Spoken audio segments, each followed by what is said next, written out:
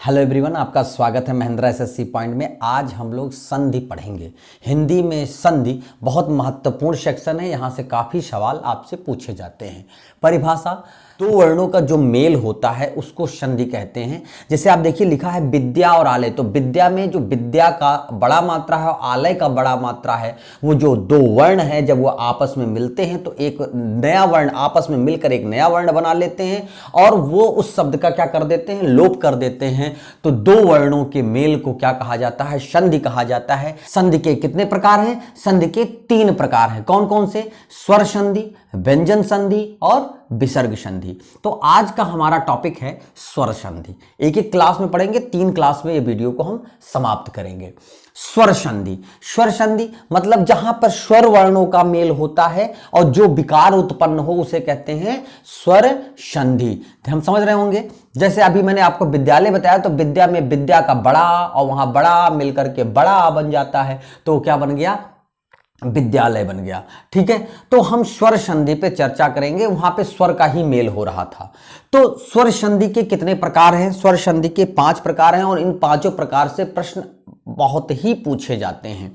दीर्घ स्वर संधि, गुण स्वर संधि, वृद्धि स्वर संधि, यण स्वर संधि और अयादि स्वर संधि। ठीक है, ये 5 संधियां हैं। ट्रिकली पढ़ेंगे, बहुत ट्रिक से ही पढ़ेंगे कि आपको याद हो जाए। विस्तृत ज्ञान भी पढ़ने की कोशिश करेंगे, लेकिन फिर भी अभी हम इसमें ट्रिक और वो क्वेश्चन कैसे आएंगे इस पर चर्चा करेंगे।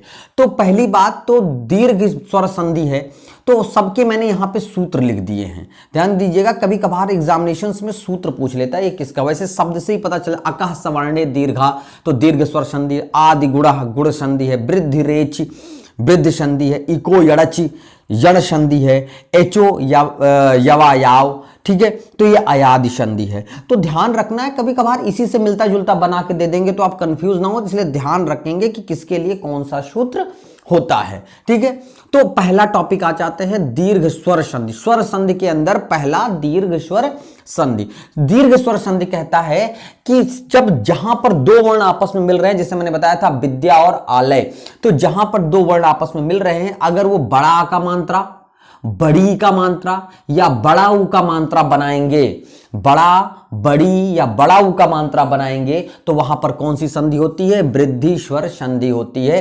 जैसे मैंने लिखा है विद्यालय, तो विद्यालय में विद्या का बड़ा और आलय का बड़ा आपस में मिलकर क्या बन जा रहा है? बड़ा बन जा रहा है। तो देखिए जहां विद्यालय बन रहा है, जहां से विद्या और आलय टूटने वाला है, वहां पर बड़ा का मात्रा है। तो जहां पर बड़ा का मात्रा, बड़ी का मात्रा या जहां मिला हो या जहां से वर्ड टूट रहा हो, गिरीश में देखिए, गिरीश में गा पर छोटी मात्रा लगा है, लेकिन ईस का और दोनों मिलकर के बड़ी ई का मात्रा बना रहे हैं। लेकिन शब्द जहां से टूट रहा है, गिरीश में गिरी और ईस यहीं से टूटेगा, तो जहां रा से टूटने वाला है वहां पर बड़ी का मात्रा है। तो इसका मतलब जहां पे बड़ा और बड़ी का मात्रा हो। भानुदय में देखिए, भानु में छोटा ऊ है और उदय में भी छोटा ऊ है, लेकिन दोनों मिलकर के क्या बन जा रहे हैं? बड़ा ऊ बन जा रहे हैं। तो इसका मतलब जहां से भानुदय में भानु और उदय टूटना है, तो वहां पर ना पर बड़ा ऊ का मात्रा लगा है। तो इसी प्रकार आप समझ जाइएगा कि जहां वर्ड टूटने वाले हैं वहां पर अगर बड़ा का मात्रा,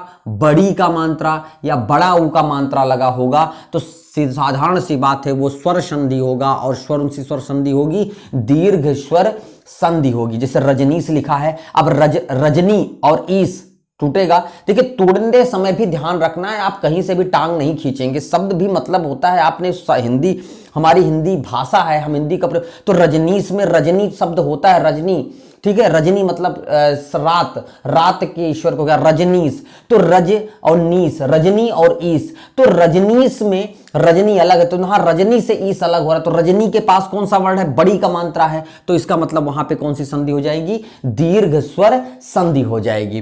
ठीक है, तो जहां पर दीर्घ स्वर संधि के लिए कैसे याद रखेंगे? दीर्घ स्वर संधि के लिए जहां पर बड़ा का मात्रा, बड़ी का मात्रा या बड़ा ऊ का मात्रा होगा, वहां पर कौन सी संधि होगी? दीर्घ स्वर संधि होगी। ठीक है, विद्यालय है, गिरीश है, भानुदय है, ठीक है, रजनीश है। तो ऐसे शब्द हैं, बहुत सारे शब्द आप एग्जाम्पल्स मिलेंगे। तो दीर्घ स्वर संधि का उदाहरण हो जाएंगे जहां पर बड़ा, बड़ी और बड़ा ऊ का मात्रा हो। ठीक है, चलिए गुण संधि पर चर्चा करते हैं। गुण संधि क्या कह रहा है? ध्यान रखेंगे, गुण संधि का सूत्र होता है आदि गुणा ट्रिक ये है कि जहां से वर्ण टूट रहे होंगे, जहां पर वर्ण टूट रहे होंगे वहां पर या तो एक का मात्रा होगा या तो ओ का मात्रा होगा, या तो ए का मात्रा होगा या फिर ओ का मात्रा होगा। तो समझ जाइएगा वहां पर कौन सी संधि है, गुण संधि है। जैसे देखिए महाधन ईस, तो जहां पर छोटा बड़ा आ और बड़ी ई मिलकर के ए बन जाते हैं। क्या बन जाते हैं? ए, और वही ए का मात्रा बन जाता है। गण धन ईस, तो छोटा आ और बड़ी ई मिलकर के ए बन जाते हैं। ठीक है, तो गणेश, राजा बड़ा आ और छोटी ई मिलकर के ए बन जाते हैं राजेंद्र, राजा धन इंद्र, राजेंद्र। गण, देखिए अब गण और ईस आपस में टूट रहे हैं, तो गण और आपस में टूट रहे हैं तो वहां से ए का मात्रा बन गया। ठीक है, तो ए का मात्रा बन गया तो कौन सी संधि हो गई? गुण संधि। महेश में महा और ईस टूट रहा है, महे मह से टूटेगा और हा के ऊपर एक का मात्रा लगा है तो कौन सा बन जाएगा? महेश, तो गुण संधि हो जाएगी। अच्छा, महोत्सव, बड़ा आ और छोटा ऊ मिल रहा है तो क्या बन जा रहा है? ओ का मात्रा बन जा रहा है। कौन सा मात्रा? ओ बन जा रहा है। तो महाधन उत्सव, महोत्सव।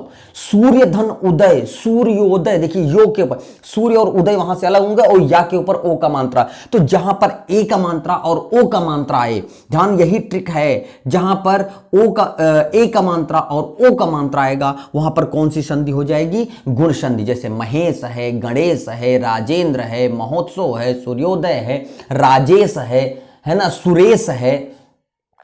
तो ऐसे जो शब्द आएंगे वो किस में होंगे? गुण स्वर संधि में होंगे। बहुत सिंपल सा तरीका है। ठीक है, तो ये हो गया हमारा गुण स्वर संधि। चलिए, वृद्धि स्वर संधि। वृद्धि स्वर संधि का फार्मूला होता है वृद्ध रेची। वृद्धि स्वर संधि का ट्रिक है कि जहां पर, जैसे यहां पर ए का मात्रा और ओ का मात्रा आता था, यहां पर ए का मात्रा और औ का मात्रा आएगा, वहां पर कौन सी संधि हो जाएगी? वृद्धि स्वर संधि हो जाएगी। जैसे देखिए सदा धन एव, सदैव, देखिए सदा से टूट रहा है, दा से टूटेगा तो वहां पर ए का मात्रा आ जाता है। या फिर यहां देखिए महोषधि, महा और औषधि से टूट रहा तो वहां औ का मात्रा आ जाए, तो जहां पर ए और औ का मात्रा आएगा वहां पर क्या हो जाएगा? वृद्धि स्वर संधि हो जाएगी। तो देखिए यहां पर बड़ा आ, अगर बड़ा या छोटा आ की कोई भी अगर ए या ए से टूटेगा तो कौन सा शब्द बन जाता है? ए शब्द बन जाता है। वैसे देखिए यहां पे छोटा आ है, का के पास छोटा आ है और ए से मिलता है तो क्या बन जाता है? ए। तो छोटा या बड़ा कोई भी ए से बन मिले तो ए बन जाता है। महा, बड़ा आ और औ से मिलता है तो क्या बन जाता है? औ ही बन जाता है। ठीक है, और ऐसे यहां पे छोटा आ अगर आपका औ से मिलता है तो क्या बन जाता है? औ ही बन जाता है। कैसे देख रहे होंगे कि वन धन औषधि, तो आ और औ मिलकर के औ बन गया बनौषधि, महोषधि, एक सदैव। तो ध्यान समझने वाली बात यह है कि वृद्धि स्वर संधि में जहां से वर्ण टूटते हैं वहां पर अगर ए का मात्रा और औ का मात्रा आए तो समझ जाइएगा वहां पे कौन सी संधि है? वृद्धि स्वर संधि है। ठीक है, तो जैसे सदैव, एकैक, ये सब एग्जामिनेशन में पूछे गए वर्ड्स हैं। सदैव, एकैक, महोषधि, बनौषधि। ठीक है, तो ये हो गई वृद्धि संधि पर चर्चा। चलिए, यण स्वर संधि। यण स्वर संधि का फार्मूला क्या होता है? इको यड़चि, इको यड़चि इसका फार्मूला होता है। इसका देखिए ट्रिक क्या कहता है? यण संधि, जब या कहीं पे भी ऐसा शब्द जहां से टूट रहे हों, अगर या, वा और रा के साथ अगर आधा अक्षर जुड़ा हो, या, वा और रा के साथ अगर आधा अक्षर जुड़ा है तो समझ जाइएगा वहां पर कौन सी संधि होती है? यण संधि होती है। या, वा और रा के साथ अगर आधा अक्षर जुड़ा है तो वहां पर कौन सी संधि होती है? यण स्वर संधि। बहुत एकदम ट्रिकली याद रखेंगे। जैसे लिखा अभ्युदय, देखिए या के साथ आधा अक्षर जुड़ा हुआ है भ, तो अभी, और यहीं से टूट रहा अभिधन उदय, अभिधन उदय यहीं से टूट रहा, या का निर्माण होता है। प्रत्येक, प्रतिधन एक, प्रतता से टूट रहा था और यही ता उसमें जुड़ा हुआ है, तो जहां या के साथ कोई अक्षर जुड़ा हो, वा के साथ कोई शूधन आगत, स्वागत, शूधन आगत, शू जो है वा के साथ क्या है? आधा अक्षर, और वहीं से टूट रहा है, शू इधर टूट जाएगा और आगत उधर टूट जाएगा, तो स्वागत में शूधन आगत। तो या है, वा है। देखिए पित्राज्ञा, यहां ता में रा लग गया, वो यहां पित्राज्ञा जो है वो ता में आधा रा लगा हुआ है। पितृ, पितृधन आज्ञा, पित्राज्ञा। ठीक है। तो इसका मतलब जहां पर या, वा और रा के साथ आधा अक्षर जुड़ा हो, जहां पर या, वा और रा के साथ क्या जुड़ा हो, आधा अक्षर जुड़ा हो, वहां पर समझ जाइएगा कौन सी संधि है, यण स्वर संधि है। ठीक है, चलिए नेक्स्ट चलते हैं। चलिए अयादि संधि पे चर्चा करते हैं। अयादि संधि क्या कहता है? देखिए अयादि संधि का फॉर्मूला होता है एचो यवा याव, एचो यवा यवा याव। ठीक है, फार्मूला याद रखेंगे। देखिए अयादि संधि पहचानने का बहुत आसान सर, इसके लिमिटेड वर्ड हैं और ध्यान देना है कि जहां पर बीच में जहां से वर्ड टूटे, पोधन अन पवन, औ आओ आए आय, पोधन पोधन अन पावन, आओ पवन अवन अवन, पवन अवन, पावन आवन, पावन आवन, पा से टूट रहा है, पावक आवक, आवक आओ, तो आओ आओ, नेधन नायक नाय, ठीक है, नयधन आय आय, नयन अयन, तो नेधन आय आय औ आओ, ये एकदम फिक्स शब्द है, पवन पावन पावक नयन नायक। ठीक है, ये जो शब्द हैं ये क्या किस में आते हैं, अयाद। तो जहां पे उच्चारण में आय आय औ आओ शब्द आते हों वहां पर कौन सी संधि होती है, अयादि स्वर संधि होती है। ये ट्रिकी मेथड है, तो बाकी इसका डिस्क्रिप्टिव अलग है कि कैसे इन शब्दों का निर्माण होता है। ठीक है, तो ये आपके ट्रिकी मेथड हैं कि दीर्घ स्वर संधि पहचानने का तरीका क्या है, जहां से वर्ड टूट रहे हो वहां पे बड़ा बड़ी या बड़ाऊ का मात्रा होना चाहिए तो वो दीर्घ स्वर संधि हो जाएगा, जहां पर ए और ओ का मात्रा होगा वहां गुण स्वर संधि हो जाएगा, जहां ए और औ का मात्रा होगा वहां वृद्धि स्वर संधि हो जाएगा, जहां पर या रा ला या रा वा के साथ आधा अक्षर जुड़ा होगा वहां पर यण स्वर संधि होगा, और जहां पे वर्ण के बीच में आय आय औ और आओ का उच्चारण हो, जैसे कि मैंने लिखा पवन पावन पावक नायक नयन, इन सब शब्दों को आए तो समझ जाइएगा वहां पर कौन सी संधि होती है, अयादि संधि होती है। तो ये हमारे स्वर संधि के 5 प्रकार हो गए। यहां से वर्ड पूछे जाएंगे, यहां से सीधा प्रश्न कि पावन कौन सा संधि है, पावन किस प्रकार की संधि है, पवन नयन किस प्रकार की संधि है, विच्छेद भी करना, मैंने जहां कठिन वर्ड है उनका विच्छेद भी करके लिख दिया है। ठीक है, तो ये यहां से केवल मैक्सिमम ऐसे पूछे जाते हैं कि या तो संधि विच्छेद पूछा जाएगा या कोई वर्ड दे दिया जाएगा और उससे पूछा जाएगा वो किस प्रकार के संधि हैं। तो ये हमारी स्वर संधि पर पूरी चर्चा रही। इसके बाद अगली वीडियो में हम व्यंजन संधि पर चर्चा करेंगे और अगली वीडियो में हम विसर्ग संधि पे। 3 वीडियो के साथ ये संधि क्या होगी, खत्म होगी। तो आज स्वर संधि में बस इतना ही। जय हिंद, जय भारत।